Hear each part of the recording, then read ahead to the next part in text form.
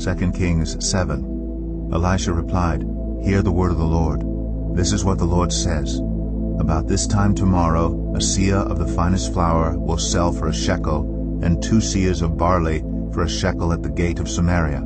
The officer on whose arm the king was leaning said to the man of God, "Look, even if the Lord should open the floodgates of the heavens, could this happen?" "You will see it with your own eyes," answered Elisha, "but you will not eat any of it." Now there were 4 men with leprosy at the entrance of the city gate. They said to each other, "Why stay here until we die? If we say, 'We'll go into the city,' the famine is there, and we will die. And if we stay here, we will die. So let's go over to the camp of the Arameans and surrender.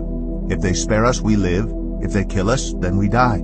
At dusk they got up and went to the camp of the Arameans. When they reached the edge of the camp, no one was there, for the Lord had caused the Arameans to hear the sound of chariots and horses and a great army, so that they said to one another, "Look, the king of Israel has hired the Hittite and Egyptian kings to attack us."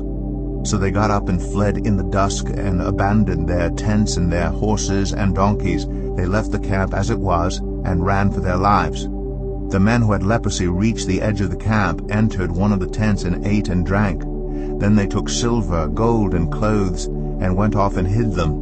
They returned and entered another tent, and took some things from it, and hid them also. Then they said to each other, "What we're doing is not right. This is a day of good news, and we're keeping it to ourselves.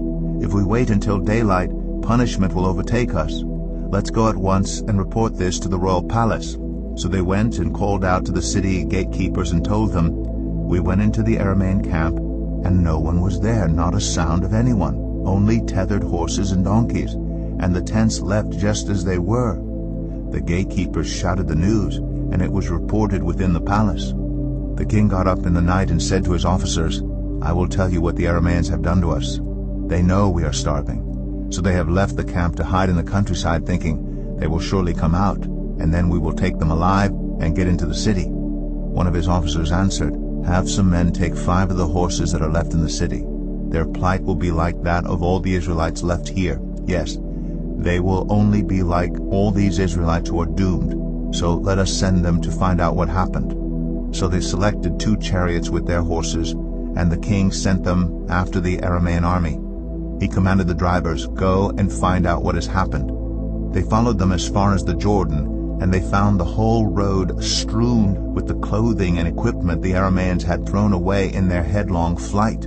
So the messengers returned and reported to the king. Then the people went out and plundered the camp of the Arameans. So a seah of the finest flour sold for a shekel, and 2 seahs of barley sold for a shekel, as the Lord had said. Now the king had put the officer on whose arm he leaned in charge of the gate, and the people trampled him in the gateway, and he died, just as the man of God had foretold when the king came down to his house. It happened as the man of God had said to the king. About this time tomorrow, a seah of the finest flour will sell for a shekel, and 2 seahs of barley for a shekel at the gate of Samaria.